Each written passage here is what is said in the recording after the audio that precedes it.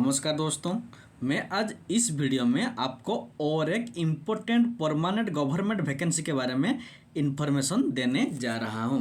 ये जो वैकेंसी निकल कर आया है ये पावर ग्रिड की तरफ से ये वैकेंसी निकल कर आया है। देखो, power grid corporation of India limited, ये हमारा northern region transmission system two से ये वैकेंसी निकल कर आया है जम्मू कश्मीर रीजन में।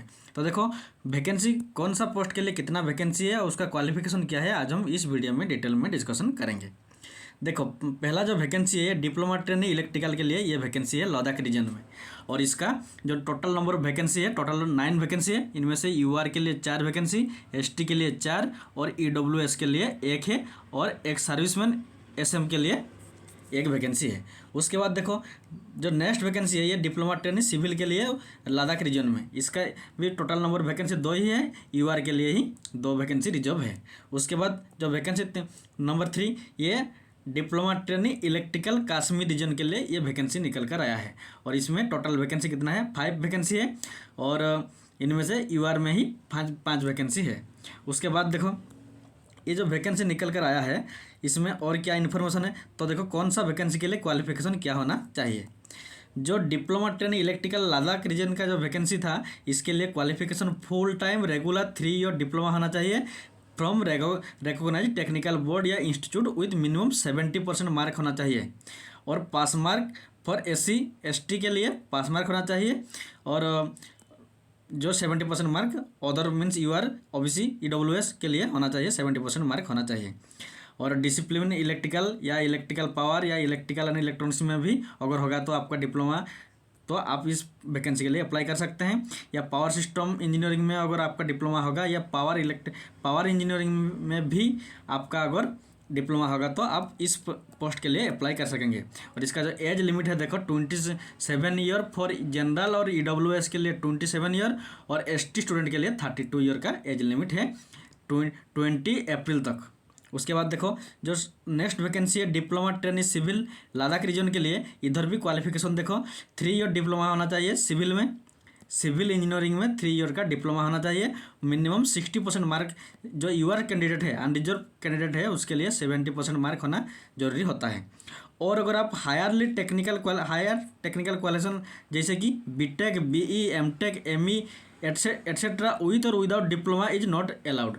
अगर आपके पास BE या BTech है या MTech है तो आप इस पोस्ट के लिए अप्लाई नहीं कर पाएंगे। और इसका भी एज लिमिट कितना है देखो, जनरल के लिए 27 ईयर का एज लिमिट है। उसके बाद देखो, जो वैकेंसी नंबर 3 है ये वाला वैकेंसी, ये भी diploma trainee electrical Kashmir region के लिए। जो पहला वाला था वो लद्दाख रीजन के लिए, क्योंकि वो दूसरा यूनियन टेरिटरी है और कश्मीर जम्मू कश्मीर ये दूसरा और एक यूनियन टेरिटरी होता है, तो इसके लिए अलग वैकेंसी देखो। और इसका भी qualification full time regular 3 year diploma होना चाहिए। और इधर भी यूआर के लिए 70% मार्क होना चाहिए। और अगर आपके पास हायर क्वालिफिकेशन है तो आप इस पोस्ट के लिए अप्लाई नहीं कर पाएंगे। और इसका भी क्वालिफिकेशन देखो, ये जो 3 ईयर डिप्लोमा है कौन सा ब्रांच में होना चाहिए, इलेक्ट्रिकल इंजीनियरिंग में हो सकता है या इलेक्ट्रिकल पावर में हो सकता है, इलेक्ट्रिकल इलेक्ट्रॉनिक्स में भी हो सकता है, या पावर सिस्टम इंजीनियरिंग में हो सकता है, या पावर इंजीनियरिंग इलेक्ट्रिकल में भी अगर आपका डिप्लोमा है 3 ईयर डिप्लोमा है तो आप इस वैकेंसी के लिए एलिजिबल होंगे। और आपका जनरल के लिए एज लिमिट कितना है 27 ईयर। उसके बाद देखो और कौन सा इन्फॉर्मेशन है, और इसका जो पे स्केल है देखो, जब ये 27,500 पर मंथ ये उसका पे स्केल है। Junior engineer grade designation level success completion आपका जब आपका ट्रेनिंग पीरियड खत्म होता है तब तो आप जूनियर इंजीनियर ग्रेड IV इस S1 लेवल में आपका सुपरवाइजर कैटेगरी में आपका पोस्टिंग होगा। और इसका जो पे स्केल रहेगा देखो 25,000 इन पे स्केल, उसके साथ जो अलाउंस रहेगा लगभग तो जितना होगा। उसके बाद देखो, और इसमें बॉन्डिंग में है देखो, बॉन्ड है सर्विस एग्रीमेंट बॉन्ड। अगर जो कैंडिडेट सिलेक्ट होता है, candidate will be selected required to execute agreement 2.5 lakh का एक एग्रीमेंट होता है। और ये हमारा जनरल और EWS कैंडिडेट के लिए 2.5 लाख का एग्रीमेंट, और हमारा ST कैंडिडेट के लिए 1,25,000 का एग्रीमेंट होता है for the period of 3 year after completion of the training. अगर आप पोस्टिंग ट्रेनिंग पीरियड में 3 ईयर के अंदर आप अगर किसी भी कंडीशन में जॉब को छोड़ते हैं तो आपको ये वाला पेमेंट आपको पावर ग्रिड को देना होगा। उसके बाद देखो, सिलेक्शन प्रोसेस रहेगा इधर written part 1 part 2 written test रहेगा। देखो इधर selection process for respective post consist of the written test. जो रिटन टेस्ट रहेगा, ये जो रिटन टेस्ट होगा ये online computer based test CBT test होगा। और ये जो रिटन टेस्ट रहेगा कंप्यूटर बेस्ड टेस्ट रहेगा, इसमें क्या होगा देखो, ये जो वैकेंसी है इसमें दो घंटे का ड्यूरेशन रहेगा, 2 आवर का ड्यूरेशन रहेगा। पार्ट 1 पार्ट 2 रहेगा। पार्ट 1 में प्रोफेशनल नॉलेज 120 क्वेश्चन रहेगा, हैविंग स्पेसिफिक क्वेश्चन। अगर आप इलेक्ट्रिकल से है तो आपको इलेक्ट्रिकल से क्वेश्चन आएगा 120 मार्क का क्वेश्चन। और अगर आप सिविल से है तो आपको सिविल डिसिप्लिन से क्वेश्चन आएगा 120 क्वेश्चन आएगा। उसके साथ जो पार्ट 2 है ये हमारा सुपरवाइज एप्टीट्यूड टेस्ट है। इसमें 50 क्वेश्चन रहता है।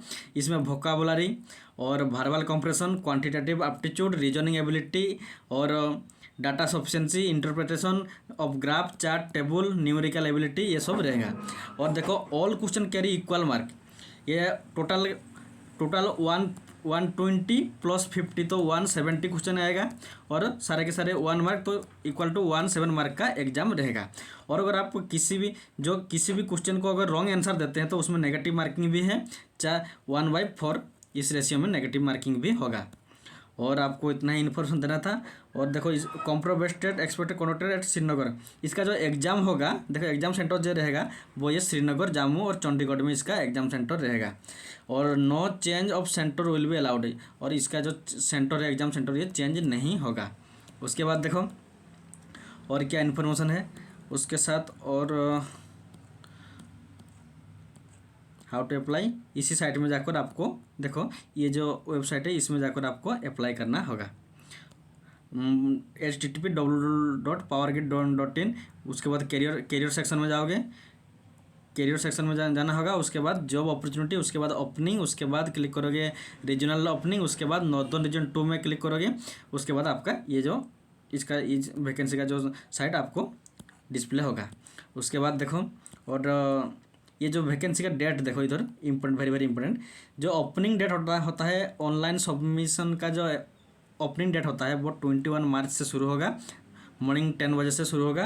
और क्लोजिंग डेट जो होता है ऑनलाइन एप्लीकेशन में और पेमेंट ऑफ फी का, वो 20 अप्रैल को होगा। 21 मार्च से शुरू होगा, 20 अप्रैल में ख़त्म होगा।